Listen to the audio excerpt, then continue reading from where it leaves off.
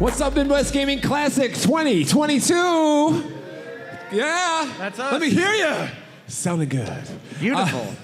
This is the bonus stage presented by Hair of the Dogcast and Premium Edition Games. Our next panel, we have a returning champion and a friend. We have Ethan Johnson and Mr. Kevin Bunch. Ethan did a panel last year. He had the energy of 10,000 suns. It was. That's a lot of suns. It is, actually. And they're here to talk about, the Bally Astrocade? Yes, this is actually a sequel panel, basically. Last year, I went and talked about the Dave Nutting Associates and Dave Nutting's legacy in the video and arcade game industry. And now we're here to talk about his legacy in the console industry, in a way. So again, I'm Ethan Johnson. I'm Kevin Bunch. And this is a professional arcade in your home, the Bally Astrocade. So let's first set a line here. So why would we want to care about this old 70s console? So it wasn't super popular, so that's a point against it. It was super expensive when it came out, so barely anyone bought it. But it's sort of it treads the line between a computer and a home console in a way that very few other systems did in terms of how it was used.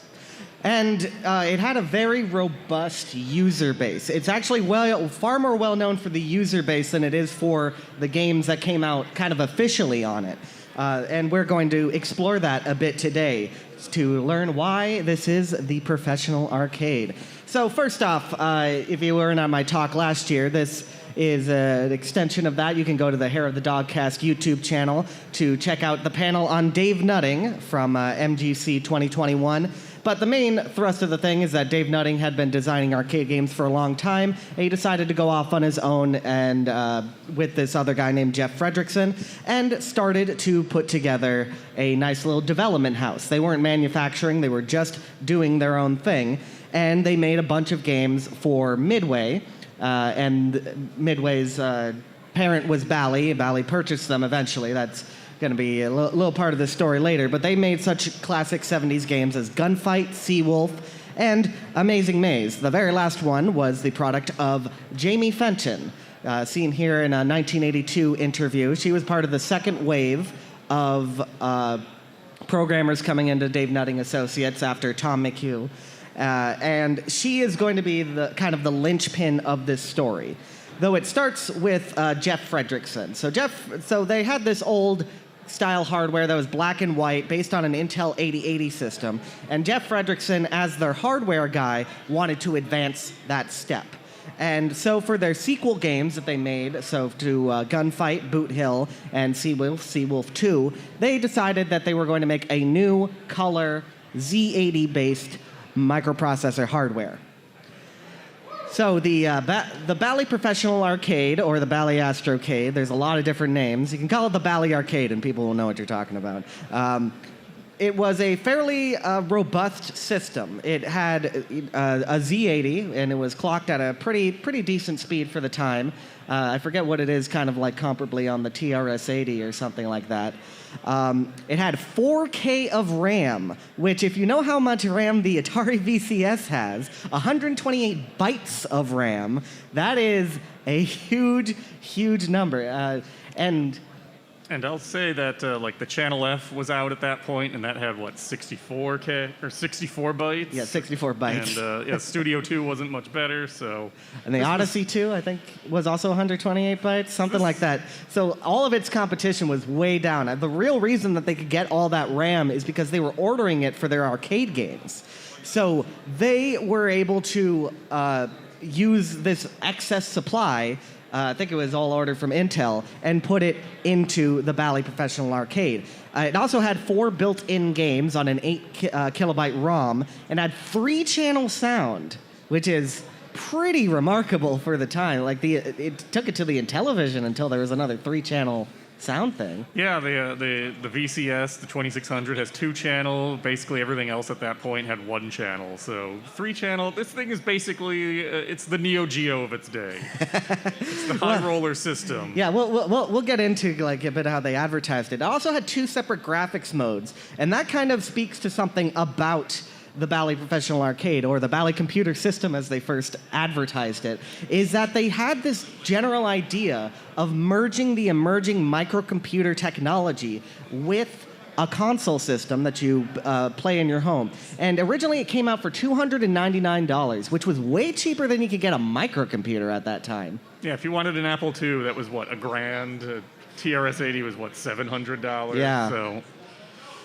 So let's have a look at some of the initial games that came out with the Bally Professional Arcade. This is one of the built-in games, which was a version of Gunfight that they put together. It's remarkably similar to the arcade game, if you've ever loaded up Gunfight and MAME or come across a cabinet.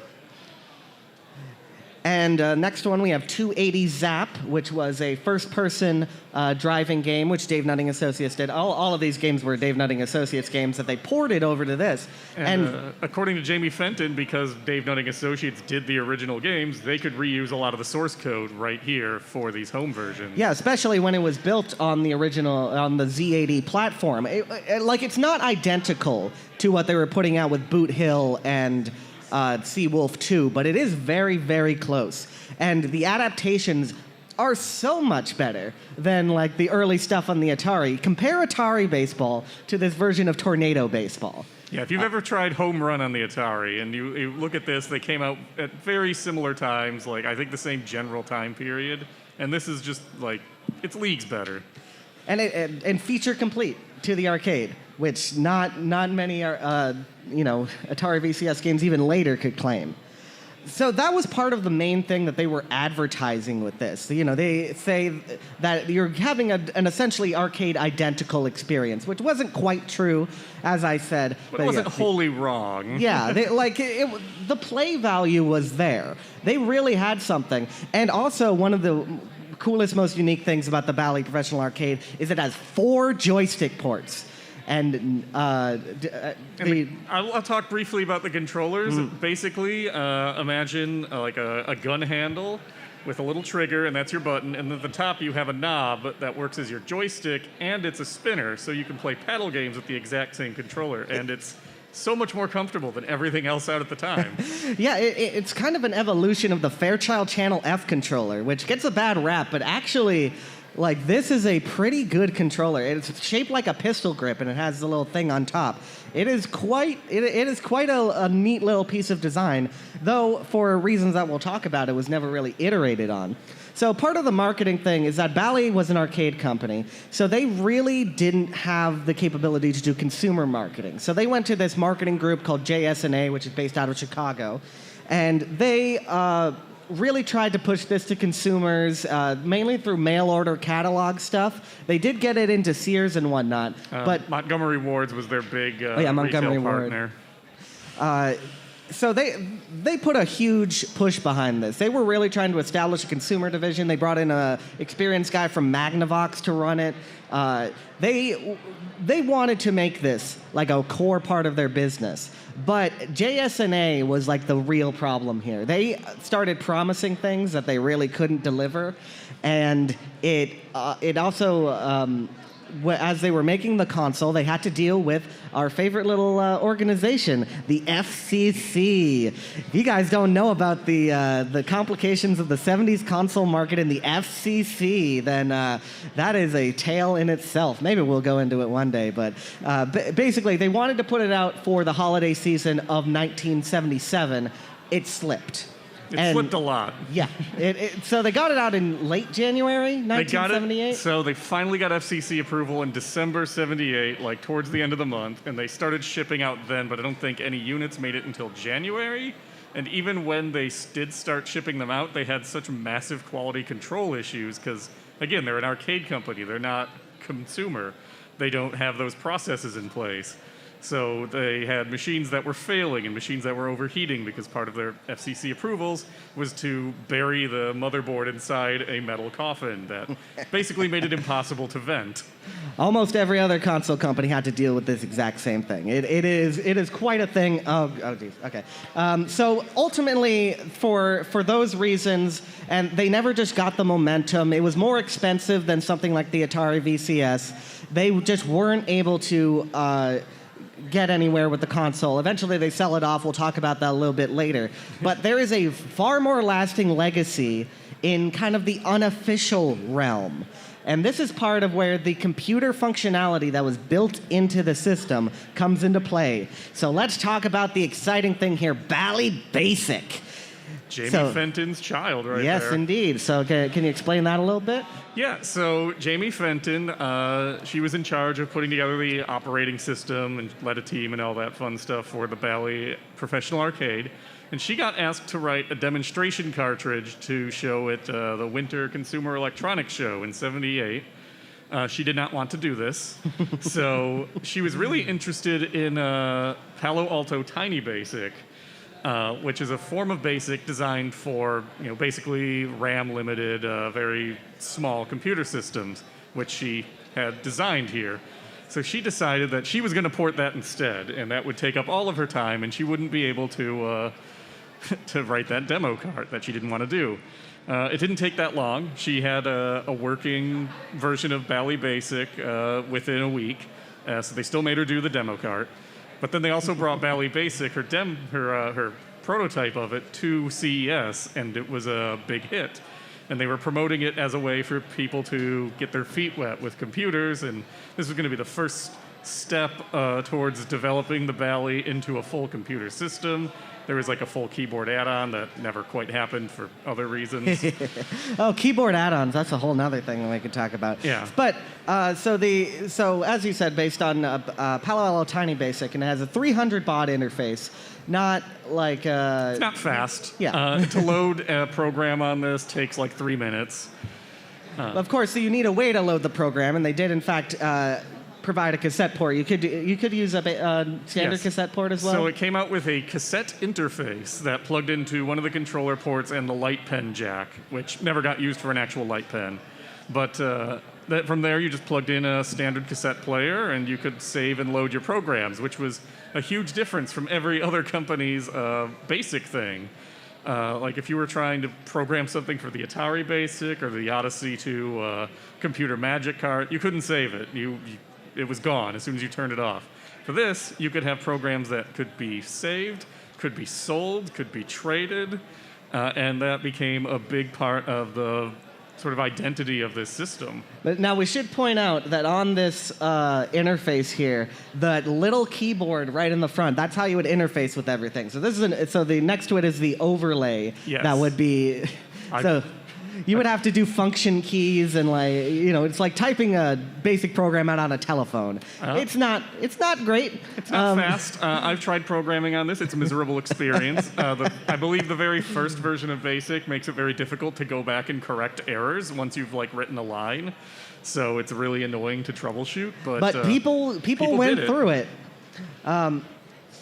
Sorry, this video plays a bit strange. And I think it's noteworthy that using this BASIC cart, people were able to sort of figure out what the system's capable of, what were the computer registers, how was the hardware put together, so they could make cool little things for themselves. Unfortunately, the audio is not playing on this, but this is Jamie Fenton again. This is actually a VHS tape that she sent out to one of the people involved in this BASIC scene. She was very crucial in the development of this idea of sharing programs and getting it out and everything. She was really the center of this whole development of this subculture that grew up around the Bally Professional Arcade. And one of the biggest thing that was the growth point of it were the newsletters. These newsletters went out to any sort of person that was interested in the development of this system and the creation of the BASIC games. They would distribute BASIC games both via type-in listing, as was pretty standard, and by actually distributing the cassette tapes. Yeah, you could order cassettes through some of the ads in these newsletters, and so the newsletters, the Arcadians was the first one. It was not the only one. There were a couple others. And originally it was advertised in computer magazines, but eventually the guy who was working on it, Bob Fabris, was able to get basically an agreement with Bally themselves to include a subscription form with the console. So you'd buy your Bally system, you'd have this thing about the newsletter. Oh, hey, it's full of BASIC things. Might as well buy the BASIC cart. And you can start messing with these programs people are putting out. So people really developed a sense of community around this this system, and they started to connect, and they started to make their own independent games. This was an indie scene on consoles. You know, in 1978. Yeah, 2 decades before such a thing would be vaguely common on Xbox or whatever. The next closest thing I can think of is the Famicom Basic, and Yeah. that was only in Japan. But similarly, like people could save and load programs on a cassette. So let's have a little look at some of the basic games that were put out. Mike Peace was one of the most experienced developers on this. We'll see a couple of his games coming up. Yeah, I think it's worth noting that a lot of these games were developed in Michigan, Chicago, Ohio, Ontario. Like the Midwest was a big area for development for these things. So this is Outpost 19. This is a game where you're wandering through a space station. You have to collect these items to like survive, and you're being hunted by an alien that can go through walls. So you have to clear all the rooms without getting yourself killed. So a little bit kind of Berserk, but not really. It's more of like an RPG sort of game and just the. And you're kind of basic seeing some of the conception. limits of Bally Basic right here. They can only have 2 colors at a time. It's not very quick because it's a basic game and it's not running in machine language. But oh, there's the alien. But people found ways to make it work, and you still have full access to basic. There's a Bally audio system, so this is kind of the whole process of how you would load a basic game on the Bally Professional Arcade. Fairly simple syntax when you compare it to some of the other systems out there. Oh, Commodore, This, I should add, this is the later version of BASIC that has a 2000 baud modem built in, so it loads things in like 20 seconds. It's much faster. We don't want to sit you through a whole minute of watching it load. But like, look at this. This has a title screen. A title screen for a console game made by an independent person. And, thanks out to the community and even a little logo.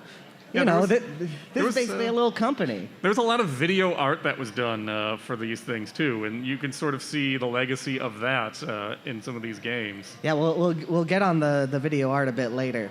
And this one is... This is an impressive one. This was done by Mike White, and it's called Quadra, and it's 4 games in one.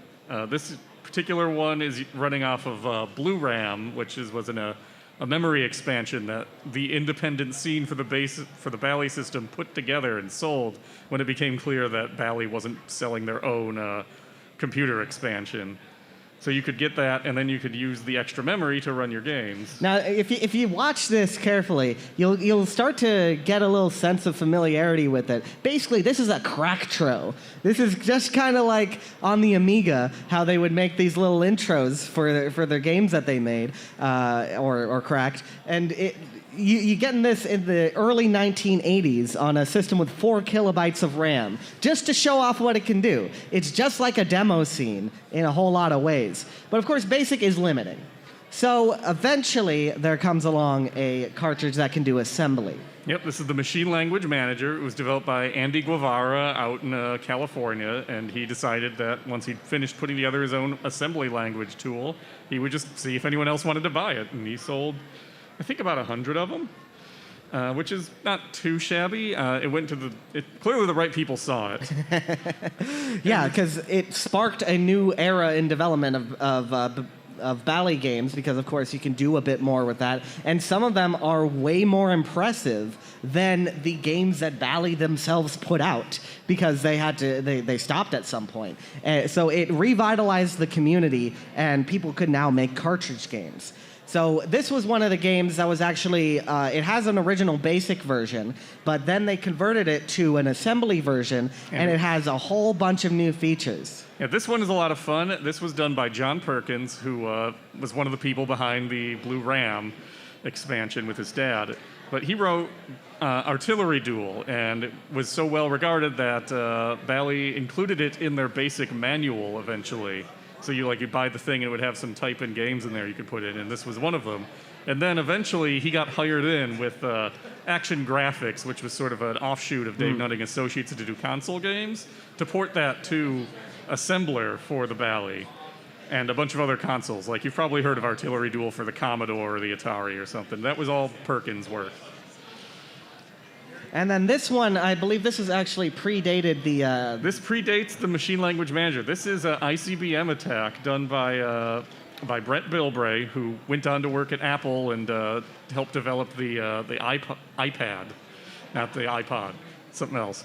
But he and his buddies were really interested in this. He was really interested in computers, so he decided to break down how the Bally worked and figured it out. He was interested in Z80 assembly at the time, so he started making games. This one's interesting because they developed their own controller for it that plugs into the two controller ports, and it has an analog control using the two knob registers. So it's like playing Missile Command on the 5200. Yes, it's like playing Missile Command only on your Bally. I mean, they didn't sell very many copies of this, but it is a really good game, and it's better. Really smoothly. You could easily say it's better than the Atari 2600 Missile Command. And this last one, this has a full soundtrack. It's playing that classic Sailors song. I forget what it's called, but this is the extent of what you can do on the Bally. This is an incredibly impressive game, and that's just the intro screen. But even this, within the amount of memory you have to work with on a cartridge, and only 8 colors, but you can do some amazing things. I mean, that looks like Pitfall animation quality right there.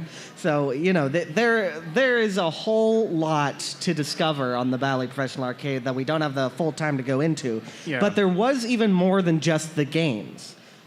Jamie was extremely interested in kind of pushing the envelope in terms of what you could do with some of these programs. And one of the things that she put together was this early idea of video art. So glitch art, as we might call it today. But basically, they would literally just remove the cartridge. You can actually find a video of her online. If you search Jamie Fenton, you can find this video of her removing the card and just making weird things happen. And so this video art thing was a very early example of cheap computer graphics being used in an artistic way.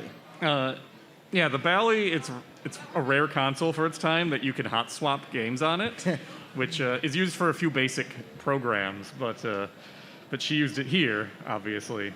And they also did computer-generated music with it, but again, not playing right now. Yeah, you can play tunes on the Bally, and people did do albums of songs. And this one is called Nuke the Expletive.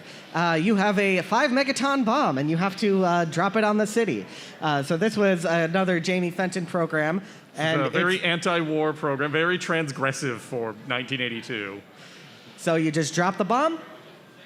It There's no sound on whistling this sound. It has an it does? explosion. Okay. Yeah. I wasn't sure it had sound. And once the explosion is cleared, there's your death score. And that's it. That's the whole game. And if you don't drop a bomb, the game scolds you and calls you a peacenik. So, it's very of the time. It's very descriptive of prevailing attitudes. So, like I said, there's a whole lot more programs to look at for the Bally Professional Arcade, but the real legacy of it it's underground, but it is there. So later, after Bally lost a bunch of money with it, how many consoles did they sell in 1978? In 1978, they sold 28,000 Bally arcades. Which you compare to, Atari was in the 6-digit range. Yeah, already. Atari sold 500,000 that year, just as a comparison. So eventually they sell it off to this company named Astrovision, and that's why most people call it the Astrocade, because they rebranded it. Themselves, yeah. And they would still use some of the Bally branding, but it was under the idea of the Astrocade. Yeah, they had the rights to use the Bally branding through '81, and then they lost it, and they had to do their own branding. So they were doing it through mail order, and then they did kind of a soft relaunch in 1982. A whole lot of companies were doing relaunches in 1982, the Odyssey 2 and Fairchild Channel F. In '82, everybody comes out of the woodwork. There's money to be made there. Why indeed. not? And the one company that was supporting the Bally Professional Arcade, the Astrocade, was Action Graphics, which was founded by Bob Ogden. Bob Ogden, who had helped on some of the early arcade games. And he started this company as an offshoot of Dave Nutting Associates to make games for the Bally Professional Arcade, and that's where Artillery Duel and some of those other games would come out later. They were pretty much in the same building. It was like a lot of the same people. Dave Nutting was still like very in touch with Bob Ogden and all this. I believe it was his suggestion that they do this. So yeah, and Tom McHugh worked on some of the conversions as well later. So. Computers. There's also a couple people who were users of the Bally Professional Arcade who were very instrumental in some later developments in the video game industry. So the person on the top left in the blue, that is John Perkins himself, the Artillery Duel creator. After the Bally went under and all that, he eventually went on to work on the Nemo project, which was to play video games through your VCR. And he cracked a lot of the hardware issues they were having in terms of memory usage. So he was very instrumental in that, and they went on to produce Night Trap and Sewer Shark. Yes. And the guy in the bottom right corner is Mike Morheim, one of the co-founders of Blizzard. This was his first console, the Bally Professional Arcade, and you got to talk to him a little bit about it. Yes, I interviewed him about this, and he was super excited because he loves the system, and no one ever asks him about it. But he was explaining to me that this is the system he learned how to program for originally. And he didn't try to do any original games, but he subscribed to the newsletters. He practiced typing in programs. He practiced editing them and seeing how they worked. And that really led him to start his own video game company down the line. So the Bally Professional Arcade, it was not the most successful, and not many of its games are very well remembered today, but it was an extremely robust system. It was very powerful in a way that many of the consoles at the time simply weren't. Even, the Odyssey 2 had more marketing, it sold more units and everything, but it didn't have the full package that the Bally Professional Arcade did. And so we're hoping that through this presentation that you might come to respect it a little bit more. Yeah, there are probably 24 commercially released cartridges for this thing. There are hundreds of user-created games, and as of a couple years ago, MAME lets you load up most of them, so woo! Give it a whirl. Emulation. So that's the talk here. Thank you very much for your time. I'm Ethan Johnson. You can find me at thehistoryofhowweplay.wordpress.com and also at Gaming Alexandria. And I'm Kevin Bunch. I do the YouTube series Atari Archive, and I have a supplementary website that you can find right there. So, feel free to take a look at my work. I do slip in Bally information whenever I get the chance. Yes, he does. All right, thank you guys very much. Let's give it up one more time for Ethan and Kevin.